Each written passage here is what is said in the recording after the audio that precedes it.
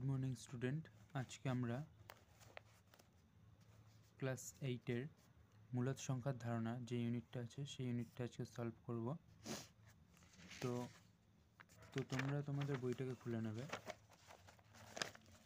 তো তোমরা দেখতে পাবে 32 নম্বর পেজে মূলদ সংখ্যা কাকে বলে। তো এখানে দেখতে পাবে লেখা রয়েছে, যে সংখ্যার p/q আকারে প্রকাশ করা যায় এবং যেখানে p ও q পূর্ণ সংখ্যা এবং q নট ইকুয়াল টু 0 তাকে মূলদ সংখ্যা বলা হয়। অর্থাৎ আমরা যদি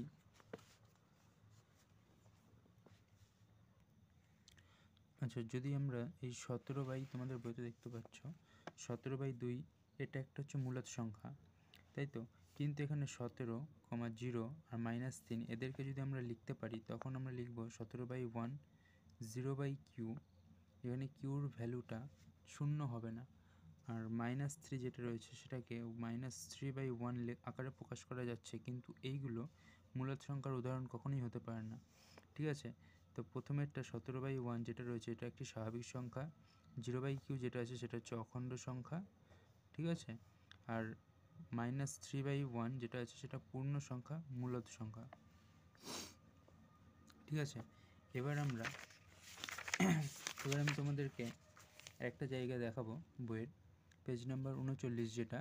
তো এখানে তোমরা দেখতে পাবে লেখা রয়েছে স্বাভাবিক সংখ্যার উদাহরণ, অখণ্ড সংখ্যার উদাহরণ আর পূর্ণ সংখ্যার উদাহরণ। ঠিক আছে, পূর্ণ সংখ্যা 0 থেকে প্লাসের ভ্যালু মানে 1, 2, 3, 4 এদিক করে যত দূর আমরা যেতে পারবো সেগুলো সবই পূর্ণ সংখ্যা আসবে।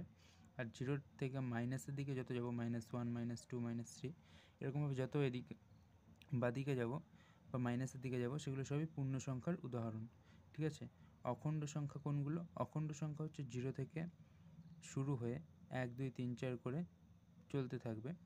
কিন্তু স্বাভাবিক সংখ্যার কথা যদি বলা হয়, স্বাভাবিক সংখ্যার তোমরা এখানে দেখতে পাবে স্বাভাবিক সংখ্যা 1 থেকে স্টার্ট হচ্ছে, যেটা 0 থেকে স্টার্ট হয় না কোনোখানে। ঠিক আছে, তাহলে 0 একটা অখণ্ড সংখ্যার উদাহরণ হতে পারে, এটা তোমরা বুঝতে পারছো।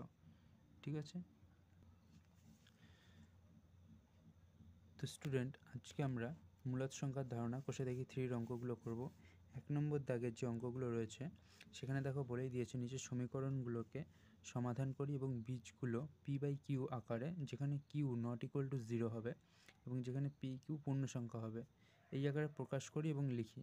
তো এ দাগের অঙ্কটা আমাদের কি বলেছে, 7x = 14, তাই তো। এখান থেকে x এর ভ্যালু জানতে চেয়েছে, তো আমরা এটাকে এরকম লিখতে পারি যে x = 14। এবার দেখো 7টা এখানে বা 7 এখানে গুণের সম্পর্কে ছিল, এটাকে যদি আমরা এই দিকটা নিয়ে আসি এটা ভাগের সম্পর্কে চলে আসবে, তাই তো। তাহলে 7 দিয়ে যদি 14কে আমরা কাটি তাহলে সেটা কত হবে, 2 হবে। তাহলে x এর ভ্যালু কী বললো, 2। আচ্ছা, এটাকে যদি p/q আকারে লিখি, 2 এর নিচে কিছু নেই মানে কি আছে, 1 আছে আমি বলতে পারি। তাহলে p/q = 2/1 এটা আমরা বলতে পারি। ঠিক আছে, আচ্ছা এবার তোমরা দেখতে পাও না হয়তো। আচ্ছা, 2 নম্বর অঙ্কটাতে কি বলেছে, 2 নম্বর বিয়ের দাগের অঙ্কটাতে বলেছে আমাদেরকে যে 4p + 32 = 0। আচ্ছা, তাহলে এই ভ্যালুটাকে যদি আমরা সলভ করি তাহলে এটার কী রকম দাঁড়াবে অঙ্কটাকে। আচ্ছা দেখো, এখানে 4p যেরকম রয়েছে সেরকমই রাখবো, ইকুয়াল সাইনটা দেবো, আর -+32 যেটা রয়েছে সেটা এই দিকটা যদি নিয়ে চলে আসি সমান চিহ্ন, তাহলে সেটা মাইনাস চলে আসবে 32। ওকে, আচ্ছা তাহলে p এর ভ্যালু = -32/4 এটা আমরা লিখতে পারি। আচ্ছা, 4 দিয়ে 32 কাটা যায় কত দিয়ে, 4 8 32, তাই তো। তাহলে p =-8 এটা আমরা বলতে পারি। এটাকে p/q আকারে যদি লিখতে হয় তখন আমরা কি লিখব, যে -8/1, এটা হয়ে যাবে আমাদের অ্যান্সার। ওকে, আচ্ছা সি দাগের অঙ্কটা কি বলেছে দেখে নাও। এবার সি দাগে বলেছে 11x = 0। আচ্ছা, তাহলে এটাকে আমি কি বলতে পারি, x = 1/11 লিখতে পারি এটা আমরা। আচ্ছা, 0/11 হবে। ওকে, তাহলে এখানে p/q আকারে যদি লেখা হয় 0/11, এটা আমরা বলতে পারি। ঠিক আছে, আচ্ছা আচ্ছা 4 নম্বরের যে ডি এর অঙ্কটা বলেছে আমাদেরকে, সেটা কি লিখেছে, 5m - 3 = 0। এটা যদি সলভ করা হয় আমরা লিখতে পারি 5m = 3, কেননা -3টা এদিকে চলে আসলে +3 হয়ে যাচ্ছে। আচ্ছা, তাহলে m = আমরা বলতে পারি 3/5। এটাকে p/q আকারে যদি আমরা প্রকাশ করি তাহলে 3/5, p এর ভ্যালু হয়ে গেল, p এর মান হয়ে গেল 3 আর q এর ভ্যালু হয়ে গেল 5। ক্লিয়ার? এটা তোমরা বুঝতে পারলে? আচ্ছা, দেখো ই দাগের অঙ্কটা কি আছে। ই দাগের অঙ্কতে বলেছে 9y + 18 = 0। ওকে, আশা করব এই অঙ্কটাও তোমরা বুঝতে পারবে। তাহলে 9y যেরকম আছে এদিকে রেখে দেবো, ইকুয়াল সাইন দিয়ে -18কে এদিকে নিয়ে চলে গেলাম, প্লাস ছিল এদিকে চলে আসলে মাইনাস হয়ে যাবে। তাহলে y = -18/9, তাই তো? আচ্ছা, 9 দিয়ে যদি আমরা 18কে কাটি কত হবে, 9 2 × 18, তাই তো? তাহলে y = -2। আচ্ছা, নিচে কিছু নেই মানে কত আছে, 1 আছে। তাহলে p/q আকারে যদি প্রকাশ করা হয় -2/1। এটা আশা করি তোমরা বুঝতে পেরেছো।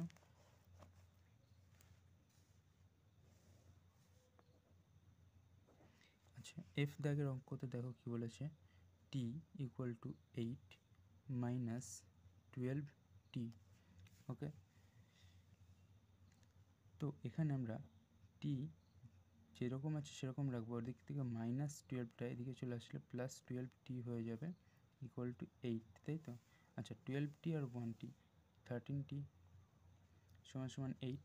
তাহলে t = আমরা বলতে পারি 8/13, কারণ 13টা t এর সাথে এদিকে গুণের সম্পর্কে ছিল, এটাকে যখন এদিকে নিয়ে চলে আসলাম সেটা তখন ভাগের সম্পর্কে চলে আসলো। তাহলে এটাকে p/q আকারে যখন আমরা q আকারে যখন লিখব তখন 8/13, এইটা আমাদের অ্যান্সার হয়ে যাবে। তো জি দাগের অঙ্কতে আমাদের বলেছে 6y = 5 + y, এটা দিয়েছে আমাদের অঙ্কতে। তাহলে এটাকে আমরা যদি সলভ করি, 6y যেদিকে এরকম আছে সেরকমই রাখবো, প্লাস ওয়াইটা এদিকে আছে, এটাকে -y চলে আসবে এদিকে, একটু 5। 6y থেকে y একটা বাদ দিলে কি হয়, একটা 5y পড়ে থাকে, = 5, তাই তো? তাহলে y = 5/5, 1। তাহলে y এর ভ্যালু কত বেরোলো, 1। তাহলে p/q আকারে এটাকে যদি প্রকাশ করি 1/1, এটা লিখতে পারি আমরা। এবার আমরা 2-এর দাগের অঙ্কটা করে নেব। 2-এর দাগের অঙ্কতে দেখে নাও কি বলেছে, তোমাদের বইটা আমি দেখিয়ে দিচ্ছি। 2-এর দাগের অঙ্কতে বলেছে y = -5/4 হলে ফার্স্ট ব্র্যাকেট -y = y যাচাই করি। তো যখন এই ধরনের অঙ্ক দেবে তখন আমরা লিখে নিচ্ছি y = -5/4 হলে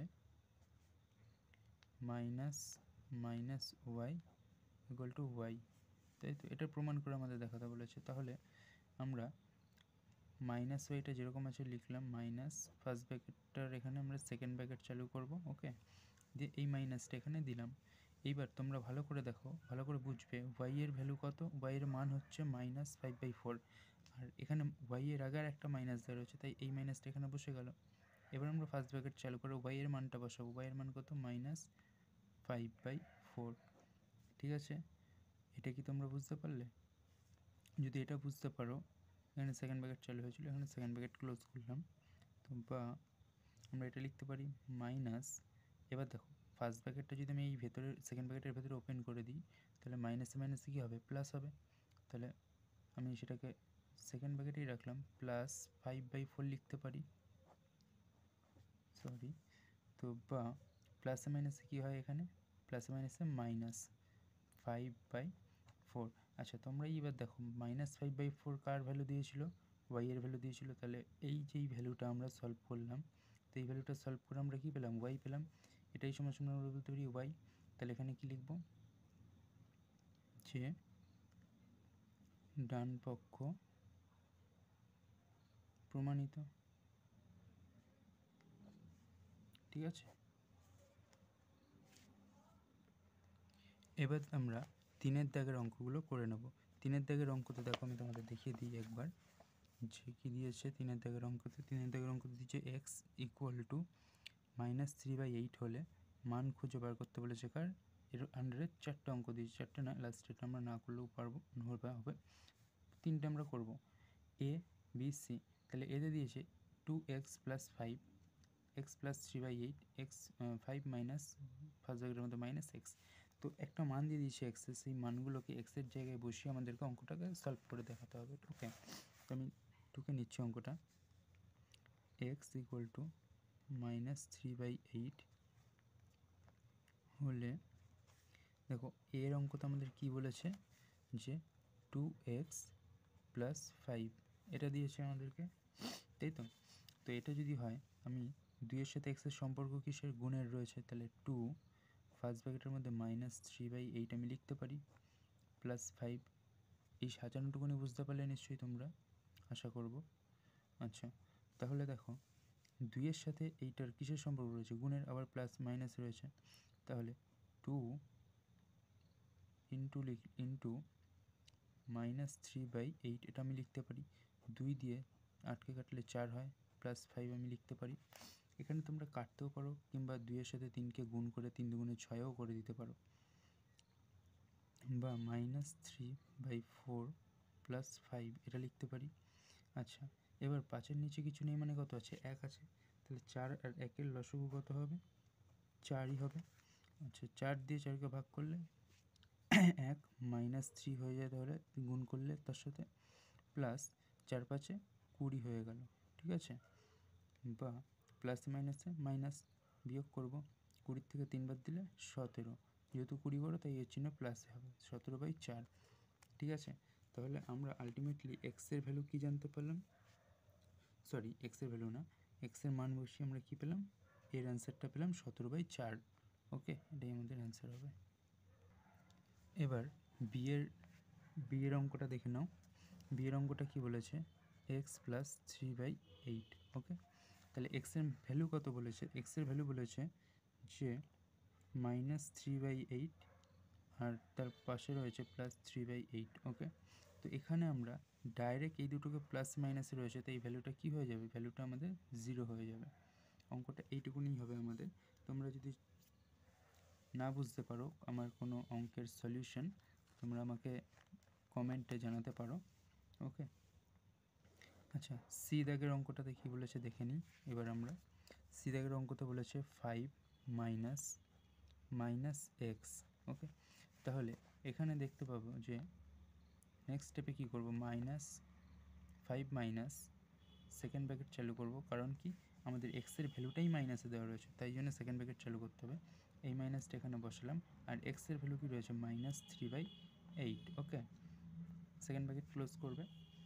আচ্ছা, তো 5 মাইনাস, প্লাসে মাইনাসে মাইনাস, প্লাসে প্লাসে প্লাস, তাহলে +3/8 আমরা বলতে পারি।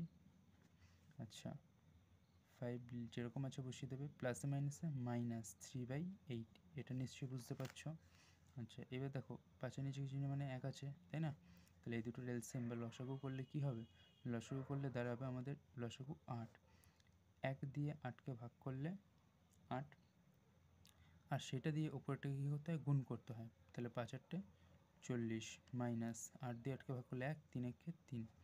তাহলে এটাকে আমি সাইডে করে দিচ্ছি, তোমরা নিচেই করবে তোমরা, আমি সাইডে করে দিচ্ছি যেহেতু জায়গা আছে। ওকে, তাহলে এখানে দেখতে পাচ্ছ যে 40 থেকে 3 বাদ দিলে 37/8। ওকে, এটাকে তোমরা এইটুকুনি রাখতে পারো, কিংবা যদি একটু এটাকে পূর্ণ বা মিশ্র ভগ্নাংশে নিয়ে যেতে হয় তাহলে রাখতে, সেটাও করতে পারো, তবে অ্যান্সার তো আমাদের বইতে এইটাই দিয়েছে। ওকে, তো এবার আমরা দেখো এই 4-এর দাগের যে অঙ্কগুলো আছে, 4-এর দাগের অঙ্কগুলো এবার আমরা করে নেব। ঠিক আছে, 4-এর দাগের অঙ্কগুলোতে দেখো তোমাদেরকে একটা করে ফাঁকা ঘর দিয়ে দিয়েছে, আর এদিকে অ্যান্সারটা লিখেই দিয়েছে কি হবে, তো সেটাকে তোমাদেরকে সলভ করতে হবে। ঠিক আছে, তো প্রথম অঙ্কটা আমি করে নিচ্ছি। দেখো কি লিখেছে 4-এর দাগের এতে, 9/11 এর সাথে কত যোগ করব যে অ্যান্সার 0 হয়ে যাবে। ঠিক আছে? তাহলে এবার এখান থেকে আমরা কি করতে পারি দেখুন, আমরা জানি না এখানে কি বসবে। তাহলে এখানে আমরা কি করব নেক্সট স্টেপে, যে বক্সটা এখানটায় রয়েছে সেই বক্সটার দিকেই রাখলাম। এবার 9/11 যেটা রয়েছে এটার দিকে প্লাসের সম্পর্ক রয়েছে, এখানটায় চিহ্ন নেই মানে কিছু নেই মানে কি প্লাস আছে, ওকে যদি ওদিকে পাঠিয়ে দিই সেটা কিসে চলে যাবে, -9/11 চলে আসবে। তাই তো? তাহলে আমরা এখান থেকে কি বলতে পারি যে এই 9/11 সাথে যদি আমরা যোগ করি -9/11 তাহলে অ্যান্সার নিশ্চয়ই 0 হবে, প্লাসে মাইনাসে মাইনাস হবে। তাহলে 9/11 -9/11 এটা নিশ্চয়ই কেটে যায়, ইকুয়াল টু 0 পরে থাকে। ঠিক আছে? তাহলে ফাঁকা ঘরে কী বসবে তোমরা নিশ্চয়ই বুঝতে পারছো, -9/11। ওকে, এটা তোমাদের অ্যান্সার। আচ্ছা, তারপরে দেখো কি দিয়েছে, বিয়েতে বলেছে কিছু একটা বসবে এখানে যার সাথে যোগ করব -21/29 যেটা সমান 0 হয়ে যাবে তার ভ্যালুটা। তাহলে এখানটা আমরা কি করতে পারি, এখানে কিছু একটা ভ্যালুর সাথে যোগ করব কতকে, -21/29 যার ফলে ভ্যালুটা 0 হয়ে যাবে। তাহলে এখানে কি বসতে পারে তোমরা গেস করতে পারবে? তাহলে এখানে যেহেতু এটা মাইনাসে রয়েছে এটাকে আমরা নিশ্চয়ই ওই সাইডে পাঠিয়ে দিতে পারি। তাহলে মাইনাসে থাকলে এটা এই সাইডে এসে কী হয়ে যাবে, প্লাস হয়ে যাবে, তাই না?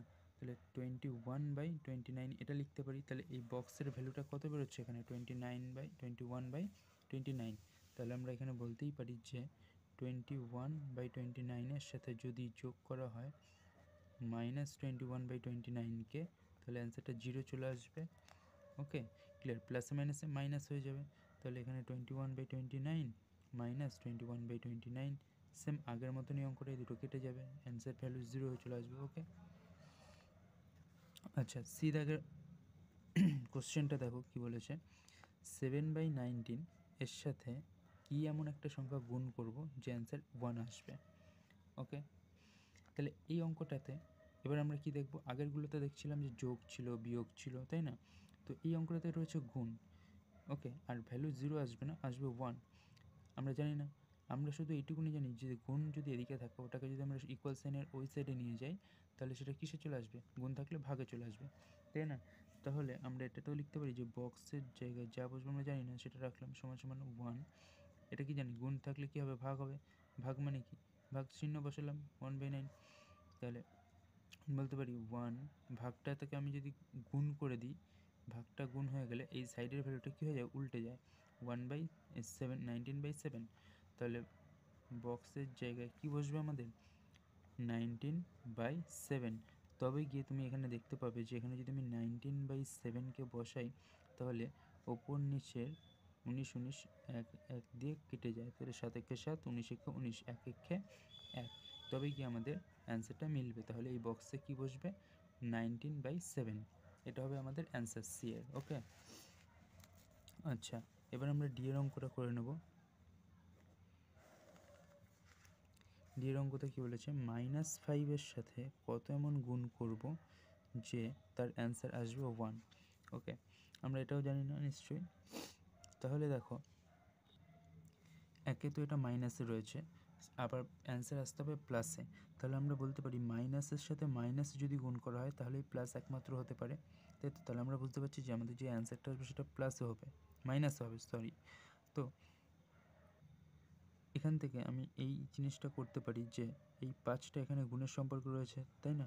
তাহলে আমি ওটাকে যদি এই সাইডে নিয়ে যাই, ভাগের সম্পর্ক আছে, ভাগ মানে কি 1/5, এটা করতে পারি। এটা যদি ফার্স্ট ব্র্যাকেটের মধ্যে রাখি তাহলে এর নিশ্চয়ই অ্যান্সারটা মাইনাসেই বেরোবে, তাই না?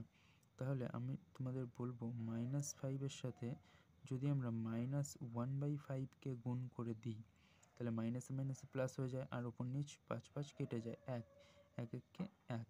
তাহলে আমাদের এই ফাঁকা বক্সে কি বসবে, -1/5। ক্লিয়ার? এবার দেখো ই দাগের অঙ্কটাতে কি বলেছে,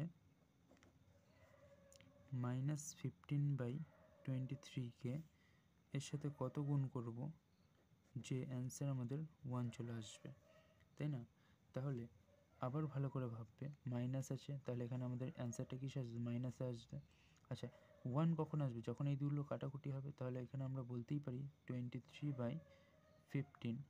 এইটা যখন এই ফাঁকা ঘরে বসাবো তখন আমরা কাটাকুটি হয়ে গেলে অ্যান্সারটা বা ভ্যালুটা 1 আসবে। ওকে, আচ্ছা এই অঙ্কটা আগের মতনই হবে, এই জন্য আমি এটাকে সলভ করলাম না। ওকে, তোমাদের যদি তাও বুঝতে কোনো অসুবিধা হয় আমাকে জানিয়ে দিও, আমি করে দেবো। তো দেখো এফের অঙ্কটা আমরা করে নিচ্ছি। এফের অঙ্কতে কী বলেছে, -8/3 ইন্টু -21/20। এটাকে সলভ করলে কত বেরোবে? তো ফার্স্ট অফ অল আমরা কী করবো, ব্র্যাকেট ওপেন করে নেবো, 8/3 ইন্টু -21/20। তাহলে 3 7 21, 4 দিয়ে কাটলে 4 2 8, 4 5 20। ওকে, মাইনাসে মাইনাস কেটে যায় নিশ্চয়ই, বা মাইনাসে মাইনাস কী হয়, প্লাস হয়, যে অ্যান্সারটা বেরোবে সেটা তো প্লাসেই আসবে। তাহলে আমরা বলতে পারি যে 7 2 14 ওপরে পড়ে রইলো আর নিচে পড়ে রইলো 5, তাহলে অ্যান্সার হবে 14/5। ওকে, আজকে আমরা এই পর্যন্তই করলাম। নেক্সট বা পরের দিন আমি যখন ভিডিও আপলোড করব তখন আমরা পরের অঙ্কগুলো সলভ করে নেব। ওকে, থ্যাংক ইউ।